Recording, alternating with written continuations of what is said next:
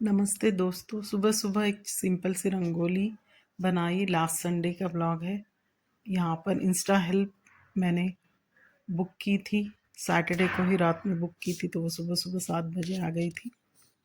Sankranti festival के लिए पूरी तैयारी करने के लिए पूरा डस्टिंग, झाड़ू पोछा और घर की क्लीनिंग, किचन वगैरह क्लीनिंग के लिए मैंने मंगाई थी। दो 2 घंटे के लिए बुलाई थी। उन्होंने पूरा क्लीन अप किया। उसके बाद मैंने, क्योंकि मेरी हाउस हेल्प जो है वो बाहर गाँव गई है, तो इस कारण मुझे बाहर से ऑनलाइन हेल्प मंगानी पड़ रही है। तो इस प्रकार से उन्होंने पूरा अच्छे से साफ़ किया।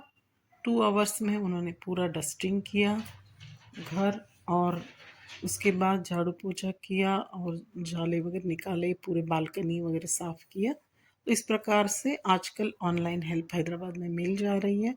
बहुत ही बढ़िया सर्विस है। और 2 घंटे के लिए बुलाओ, 1 घंटे के लिए बुलाओ, 3 घंटे के लिए, अपनी हिसाब से, काम के हिसाब से। मैंने फेस्टिवल के पहले की क्लीनिंग के लिए थोड़ा डीप क्लीनिंग करवाई है, इसलिए उनको बुलाया था संडे के दिन, 11 तारीख, 11 जनवरी। तो उसका ही पूरा यहाँ पर क्लिप्स है। उसके बाद हमने डिश वॉशर चलाई है, उसके बारे में भी यहाँ पर आपको आगे मिलेगा। तो ये बहुत बड़ा घर है, 3 बेडरूम्स, भगवान का कमरा, 2 बालकनीज, वॉशिंग प्लेस। तो काफ़ी समय लगता है क्लीनिंग के लिए। करीब करीब उसको 1 आवर पूरा क्लीनिंग और यहाँ पर गैलरी धोना, ये सब के लिए लगा। और कुछ काम उसने डस्टिंग का किया, और फिर किचन किचन का तो आधा मैंने रात में ही कर दिया था क्लीनिंग। उनके पास से सिर्फ ऊपर ऊपर की डस्टिंग की थी। इस प्रकार से पूरा घर फेस्टिवल के लिए हमने क्लीन अप कर लिया। उसके बाद मैंने आ, उसके साथ साथ 2 घंटे हमें भी बिताने पड़े। हमने पहले ही ब्रेकफास्ट बना दिया था। उसके बाद मैंने, डिश वॉशर है मेरे पास, ओल्टास बेको, उसने पूरा साफ़ किया था किचन। बाद में मैंने डिश वॉशर लगाया यहाँ पर। उसके लिए हम फिनिश का पाउडर यूज़ करते हैं। डिश वॉशर में स्टील के सारे बर्तन लगा दिए। कुछ बर्तन उन्होंने, थोड़े बहुत कांच के बर्तन उन्होंने हाथ से धोए, और बाकी मैंने पूरे डिश वॉशर में लगा दिए। तब तक उन्होंने कांच के वगैरह बर्तन धो दिए थे। तो स्टील के सारे बर्तन वोल्टास बे को मैं लगाती हूँ। कभी कभार जब भी काम वाली नहीं आती है, तब ये डिश वॉशर मैं यूज़ करती हूँ। बहुत 4-5 सालों पहले लिया था, कोरोना के टाइम पर लिया था। कोरोना के समय पे बहुत यूज़ किया। फिर बीच में हाउस हेल्प मिल गई है, तो अभी जब हाउस हेल्प बाहर गांव चली जाती है तभी मैं लगाती हूँ, या कभी कभी हेवी बहुत ज़्यादा बर्तन हो तब लगाती हूँ। तो बीच बीच में ही लगती है, रेगुलर यूज़ नहीं है। फिर भी बहुत बढ़िया सी आ, इसमें क्लीनिंग होती है स्टील के बर्तनों की। ज़्यादातर इसमें स्टील के बर्तन अच्छे से साफ़ होते हैं, और जो डिश वॉशर सेफ बर्तन है वो कांच के भी हो सकते हैं। कांच का भी है इसमें, पर मैं कांच का जनरली नहीं यूज़ करती हूँ। केवल स्टील के और हेवी जो है, इसमें थोड़ा पाउडर डाल दिया और बंद कर दिया। और यहाँ पर इकोनॉमी मोड पर मैंने चलाया था। ये करीब करीब 3 आवर्स का चलता है इसका, यही टाइम लगता है। बाद में मैंने यहाँ पर मूंग स्प्राउट्स की सब्ज़ी बनाई थी। इलेक्ट्रिक कुकर में राइस चढ़ा दिया था, और वो काम वाली चली गई थी, तो उसके बाद मैंने लंच बनाना स्टार्ट कर दिया था। इस प्रकार से हमने इलेक्ट्रिक कुकर में हर दिन मैं राइस चढ़ा देती हूँ, दाल लगा देती हूँ, फटाफट फटाफट हो जाता है। इसमें बस 1 कटोरी राइस है, और उसमें 3 कटोरी, 2.5 भी डाल सकते हैं, या 3 कटोरी पानी डाल दो।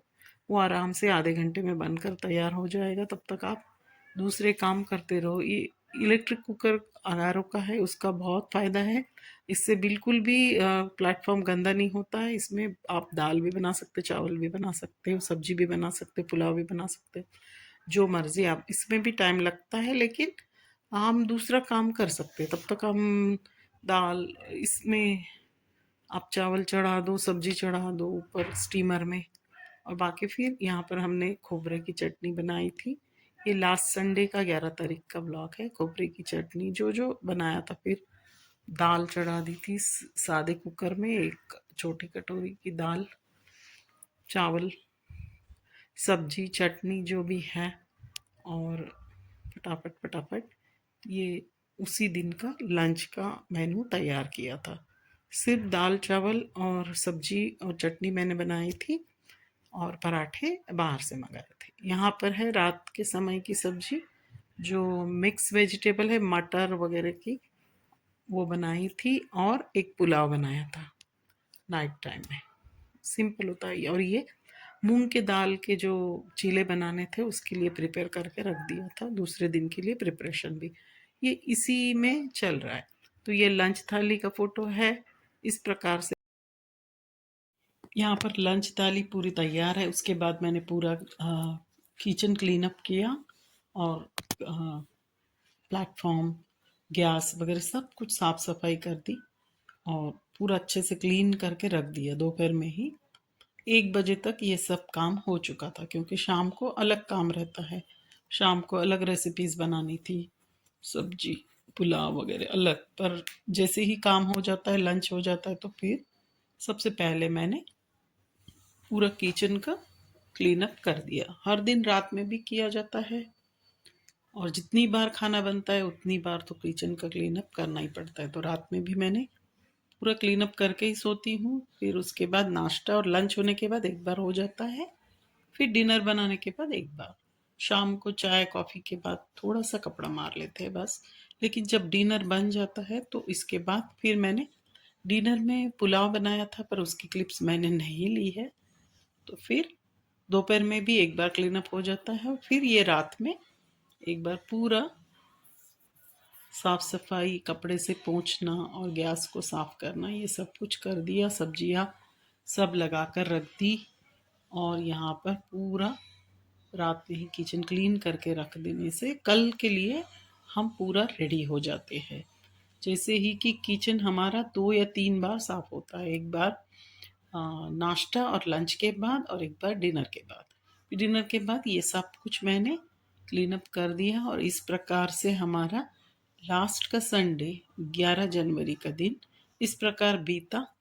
रात में पूरा किचन साफ सफाई करके, नीचे झाड़ू लगाकर और सब कुछ नीट करके ही सो जाओ, तो दूसरे दिन हमें अच्छे से काम करने के लिए इजी हो जाता है। इस प्रकार से थोड़ा बहुत तो रहता ही है, दिन रात करना ही पड़ता है।